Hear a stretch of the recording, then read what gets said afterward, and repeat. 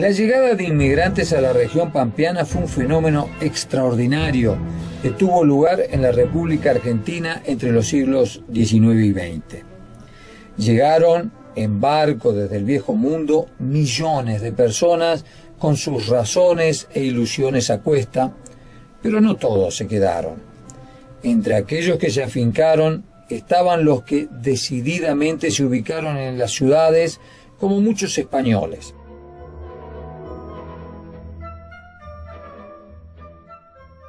Aunque provenían de las Españas, es decir, de sus distintas regiones, a todos se los conocía como gallegos, pese a que solo una parte de ellos provenía de Galicia.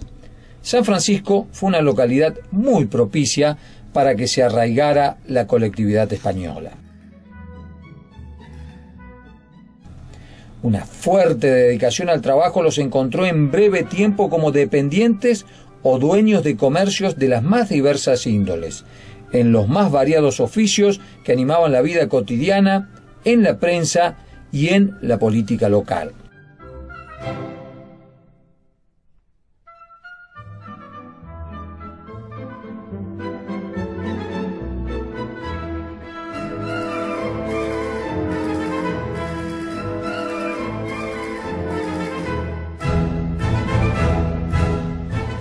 Tal el caso del asturiano José María López Villar, quien consideró a San Francisco su patria adoptiva.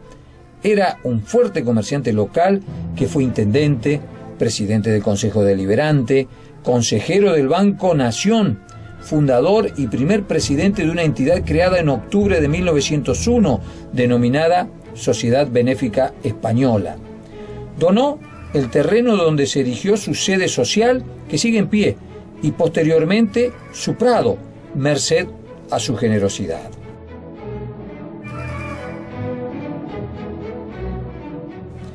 Desde el 1 de enero de 1909, a la sociedad se la denominó Sociedad Benéfica Española de Socorros Mutuos. Extendió su acción a todo el departamento San Justo y entre sus objetivos figuraba el de fomentar, por medio de la unión entre los connacionales, el espíritu patrio y el socorro mutuo entre los asociados.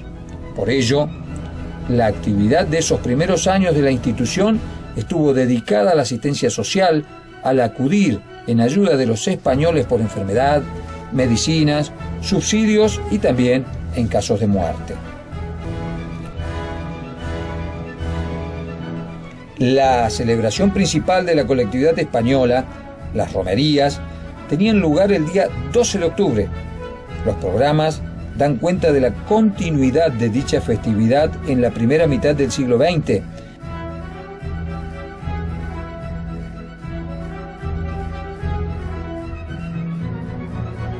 Anualmente arribaban a la ciudad gaiteros, danzarines vascos acompañados por ritmos de silbato, grupos de danza y el sonar de las tradicionales castañuelas. En la mañana del 12 de octubre eran usuales los desfiles de músicos y los componentes de la Sociedad de Socorros Mutuos. En una de ellas se registró la participación de una banda de música, banderas y numerosos asistentes en la calle 25 de Mayo, esto alrededor del año 1915. La cocina étnica de mediodía pasaba por una paella. Por la tarde se armaba, generalmente en la manzana de la vieja terminal, un pabellón circular con piso de madera, con techo cónico de lona, donde se bailaba por largas horas jota y tango también.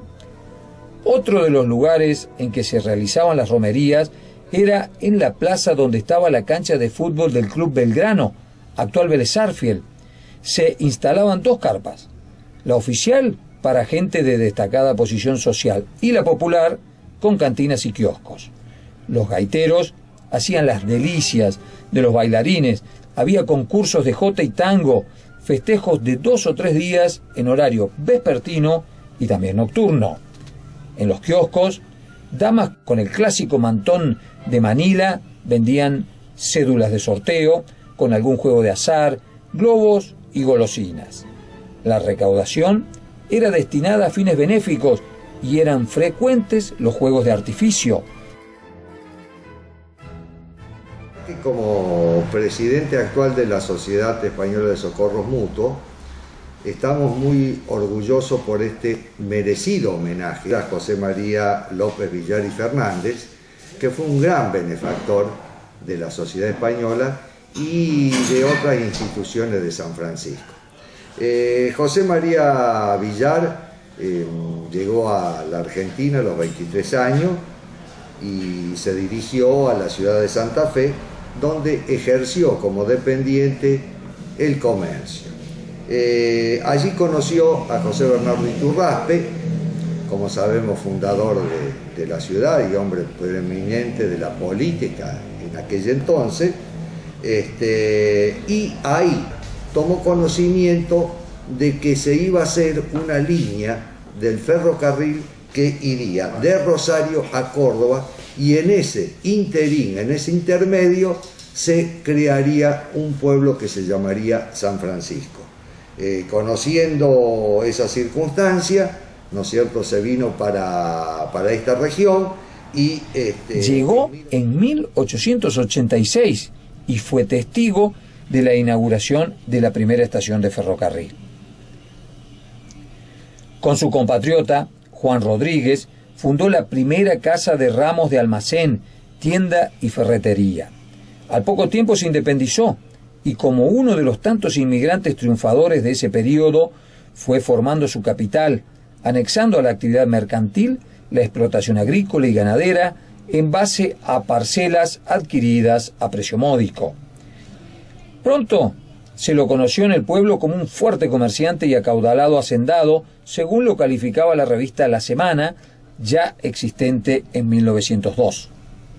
Para entonces ya había ocupado el cargo de presidente del Consejo Deliberante, luego pasó a ser intendente en 1897 y años después consejero del Banco de la Nación, para después congregarse con sus compatriotas y fundar y presidir la Sociedad Benéfica Española, y donó también el terreno para la construcción del edificio.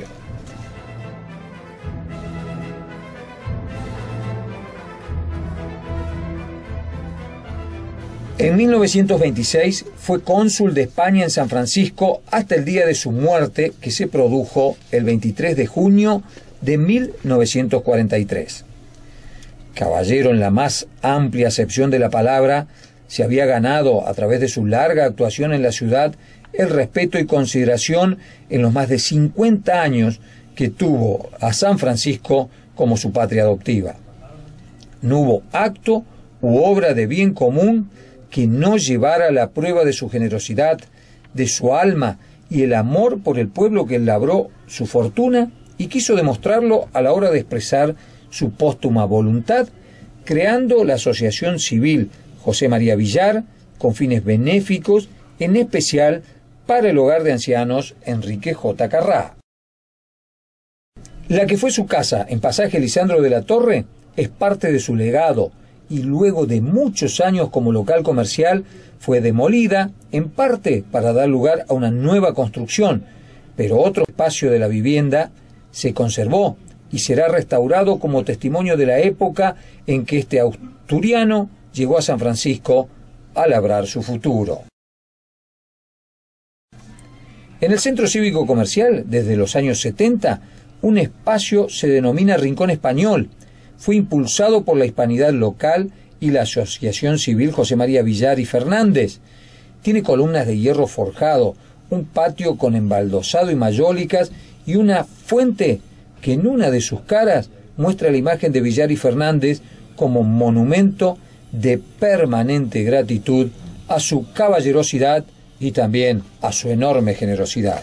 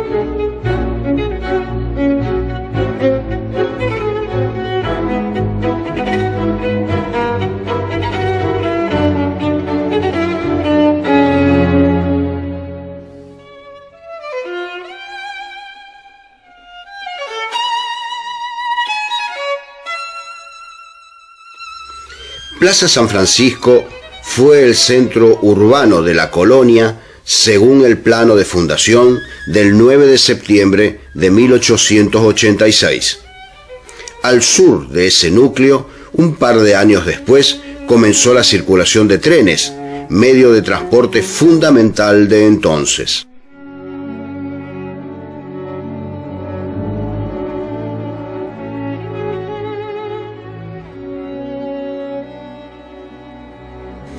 Tres fueron las empresas ferroviarias instaladas con sus correspondientes estaciones.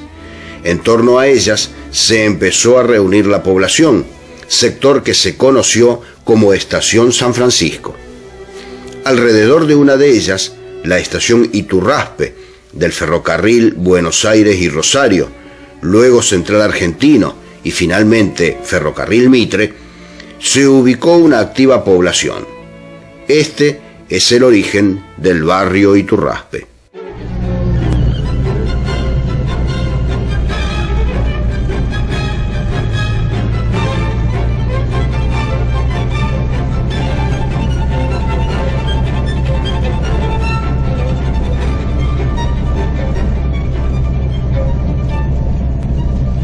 Las actividades iniciales del barrio derivaban del intenso tráfico ferroviario.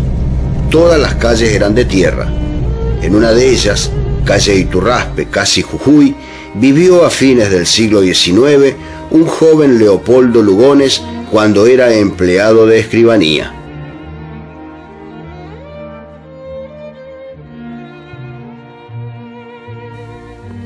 La actual avenida Sabatini, frente a la estación, se llamaba entonces Bermejo. Gustavo Malat era calle Rafaela. En cambio, Morteros conservó su denominación, tal vez para recordar que el tren podía llevar a los pasajeros y mercaderías desde este lugar hacia ese destino.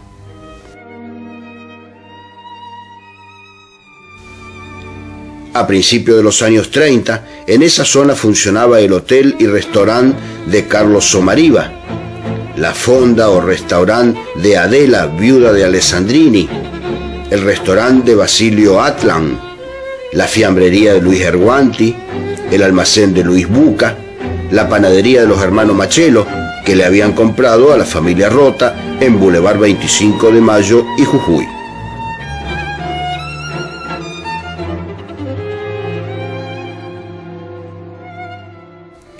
En Iturraspe al 900 se encontraba la fábrica de molinos de Luis Genaro, sobre Garibaldi la fábrica de hielo y más allá despachos de bebida y otros concurridos sitios non santos.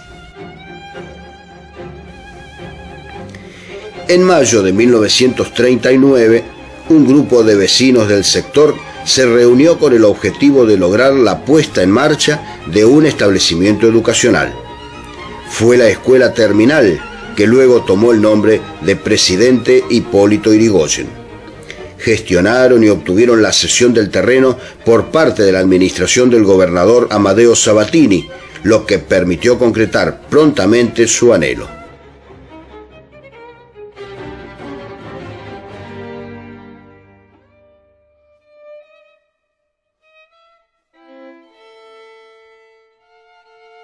En 1939 nació el centro vecinal del barrio Iturraspe. El 2 de junio de ese año se aprobaron los estatutos y con posterioridad obtuvo la personería jurídica.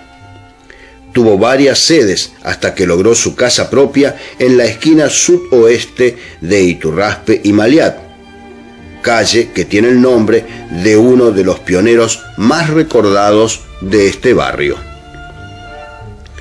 La primera comisión directiva la formaron los vecinos Ricardo Cornaglia como presidente, Ángel Picardo hijo, secretario, José Pasaglia, tesorero, Luis Socio, secretario de actas, y los vocales fueron José Fernández, Juan Jiménez, Salvador Paladino, Blas Casalis, Carlos Somariva hijo, Felipe Ramírez, Augusto Mazaro, Eugenio de la Justina, Gabriel García y Luis Genaro.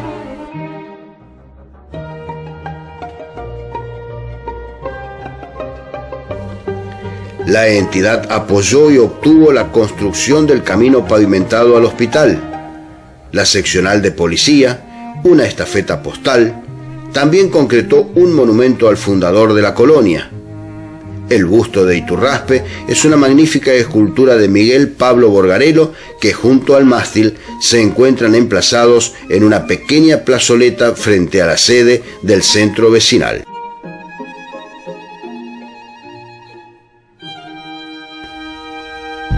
Hoy el barrio está recortado, según sus dimensiones originales, porque nacieron otros barrios.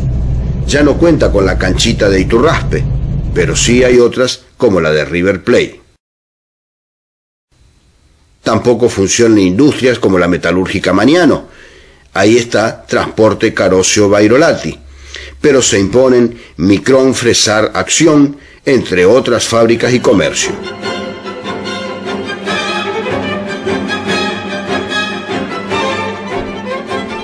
Y en la estación viven el teatro y la murga.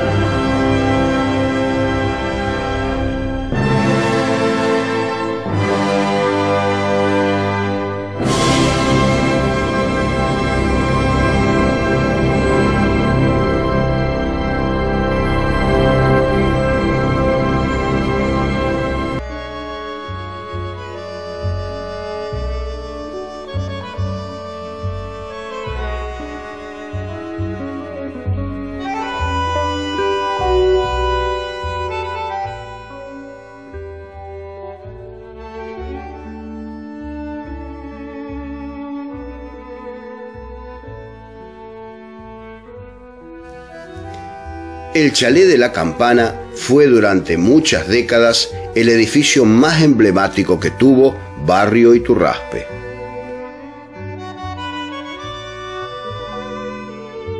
Fue construido en 1930 por orden de los hermanos Carlos y Pedro Isaía Peverelli, colonos de la zona de Quebracho Herrado, localidad a 20 kilómetros al sur de San Francisco, quienes luego de vender sus campos hicieron edificar este inmueble de destacadas líneas arquitectónicas y se dedicaron al mecenazgo, ayudando a jóvenes artistas, entre ellos al plástico Miguel Pablo Borgarelo, pintor y escultor de muy destacada trayectoria.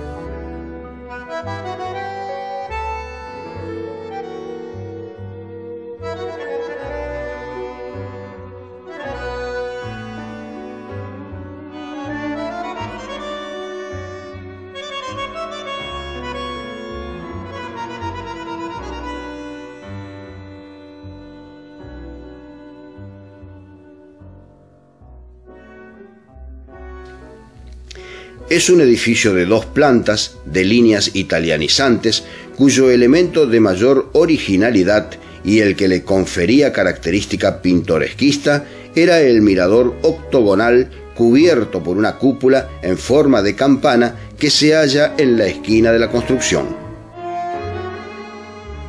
Esa cúpula, que se desmanteló en 1981, fue la que hizo que al edificio se lo bautice popularmente con el nombre de Chalet de la Campana.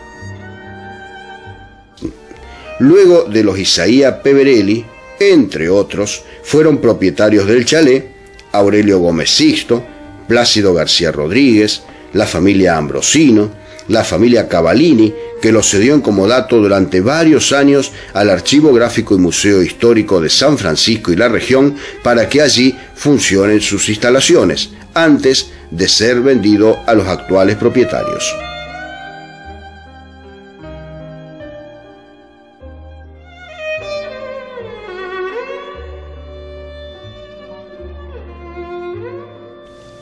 Luego de ser casa de familia, el inmueble funcionó desde fines de los años 80 a comienzos de los 90 como geriátrico. Después fue 2 veces pub, discoteca y finalmente, durante varios años, desde 1997 a 2001, el chalet fue sede del Archivo Gráfico y Museo Histórico. Nuestra institución ocupó el lugar por un comodato, pero hizo una gran inversión de tiempo y recursos para ponerlo en condiciones. En ese tiempo se realizaron en sus salas exposiciones de temas históricos y de artistas locales. También actuaron coros y hubo una diversidad de actos culturales hasta que en 2002 el comodato concluyó y de inmediato fue vendido.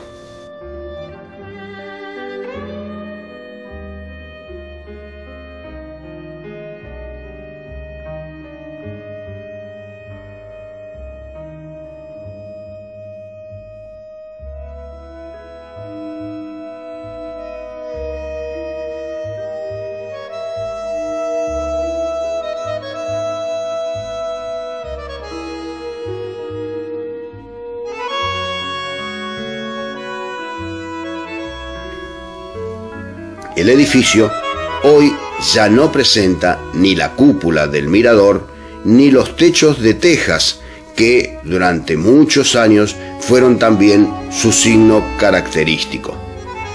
Problemas de estructura hicieron que se decida, por una cuestión funcional, eliminar el techo de tejas francesas para construir una azotea plana.